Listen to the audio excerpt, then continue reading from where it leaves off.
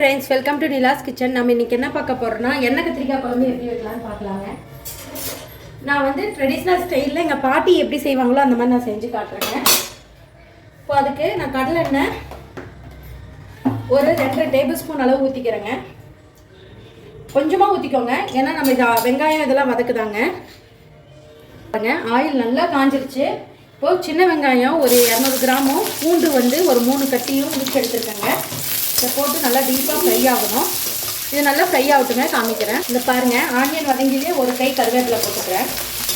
இதுக்கு இந்த கருவேப்பிலை மணமும் இந்த சின்ன வெங்காயம் பூண்டு தாங்க டேஸ்ட்டு.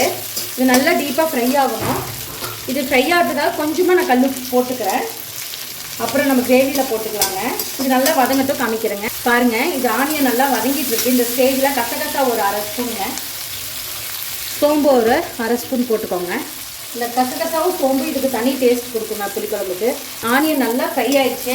இந்த ஸ்டேஜில் நான் 3 தக்காளி எடுத்திருக்கேன். இதையும் போட்டுக்கல வதக்கிறேன். இதுவும் நல்லா வதங்கி வறுத்துங்க. நமக்கு தோல் பீல் ஆகி வரணும் தக்காளியோட தோல். இந்த தக்காளி ஆனியன் வதங்கிட்டு இருக்கல ஒரு சின்ன எலுமிச்சங்காய் சைஸ் அளவு புளி எடுத்துக்கிறேங்க. இது நல்லா வதக்கணும். இதுலேயே நல்லா வதங்கிட்டுங்க நமக்கு புளி தக்காளி வெங்காயம் எல்லாம் இந்த அளவுக்கு நல்லா வதங்கிடணும். இப்போ வீட்லேயே அரைச்சி குழம்பு தூளுங்க. எப்பவுமே புளிக்குழம்பு மீன் குழம்புக்குலாம் இது மட்டும்தான் நான் ஆட் பண்ணுவேங்க. ஒரு 3 டேபிள் ஸ்பூன் அளவு நான் போட்டுக்கேங்க. போட்டு அடுப்பு சிம்மில் வச்சுட்டு ஒரு கருத்து கட்டி ஆஃப் பண்ணிடுங்க. இது ஆறுனதுக்கப்புறம் மிக்ஸி ஜாரில் நைஸாக அரைச்சி எடுத்துக்கோங்க. இதை அரைச்சிட்டு நான் வரேங்க.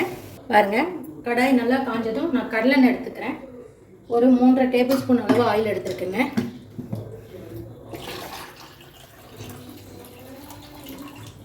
ஆயில் நல்லா காயிட்டும். ஆயில் நல்லா காயிட்டும் காஞ்சிருச்சு. இப்போ நான் வந்து கத்திரிக்காய் போட்டுக்கிறேன்.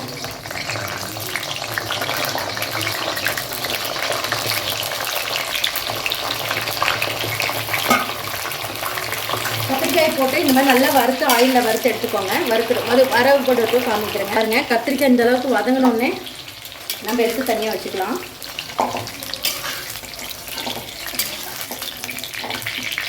பாருங்க இந்த ஆயிலையே இப்போ நம்ம தாளிச்சு விட்டுக்கலாங்க. இப்போ கடுகு 1/2 ஸ்பூன், வெந்தயம் 1/4 ஸ்பூன், ஒரு 10 வெந்தயங்க, சீரகம் கொஞ்சம், சோம்பு ஒரு பீச்சு, சீரகம் ஒரு 1/4 ஸ்பூனுங்க. இது நல்லா பொரிஞ்சதும் நான் ஒரே ஒரு தக்காளி எடுத்து வச்சுருக்கேங்க. அதை போட்டுக்கிறேன். தக்காளி நல்லா வதங்கிட்டோம். அது கூடவே கருவேப்பிலை கொஞ்சம் போட்டுக்கலாம். தக்காளி நல்லா வதங்கிருச்சு. இப்போ ஒரே ஒரு இதில் வந்து 1/4 டேபிள் ஸ்பூன் மஞ்சள் போட்டுக்கிறேன். நம்ம அந்த அரைச்ச வச்ச மிக்ஸி ஜாரில் இருக்கிற மசாலா ஊற்றிக்கலாங்க. இந்த ஆயிலே நல்லா மசாலா மிக்ஸ் ஆகும் நமக்கு. பாருங்கள் இந்த ஆயிலே நல்லா வதங்கணும். மசாலாவோட பச்சை வாசலாம் போய் நல்லா வதங்கி வரணும். கொஞ்சம் தேவையான அளவு தண்ணி மிக்ஸி ஜாரை வாஷ் பண்ணி ஊற்றிக்கலாம். இது நல்லா வதங்கிடுச்சு. இப்போ நான் மிக்ஸி ஜாரை வாஷ் பண்ணி தண்ணி ஒரு 2 டம்ளர் அளவு ஊற்றிக்கிறேன். இன்னும் கொஞ்சமாக ஊற்றிக்கலாங்க. நான் சுண்டி வரணும். பாருங்க நல்லா டீப்பாக ஃப்ரை ஆகிடுச்சு. இந்தளவுக்கு நல்லா கொதிக்கணுங்க. இன்னும் கொஞ்சம் லைட்டாக சுண்டுட்டுங்க நம்ம காய் போட்டுடலாம். பாருங்கள் இந்த அளவுக்கு ஃப்ரை ஆகிடுச்சுங்க. இப்போ நம்ம இன்னும் கொஞ்சம் அளவுக்கு நல்லா கொதிச்சோனுங்க. நம்ம எடுத்து வச்சுக்க கத்திரிக்காய் போட்டுடலாங்க. இந்த ஃப்ரை பண்ணி வச்சோனுங்க கத்திரிக்காய் அதை போட்டுடலாம். போட்டு லைட்டாக மிக்ஸ் பண்ணிவிட்டு ஒரு 5 நிமிஷம் 10 நிமிஷம் கொதிச்சா போதுங்க. இதில் கத்திரிக்காய் வெந்துடணும். ரொம்ப குழையக்கூடாது. அப்படியே முழுசாக நமக்கு இருக்கணுங்க.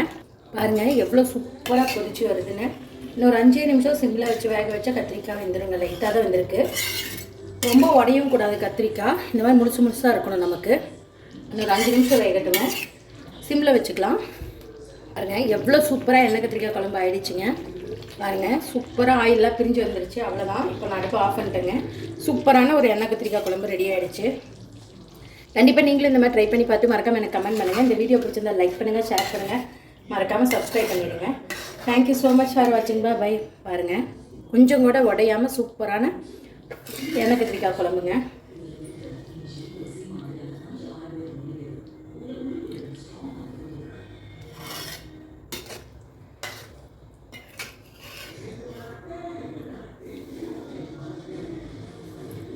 Bye.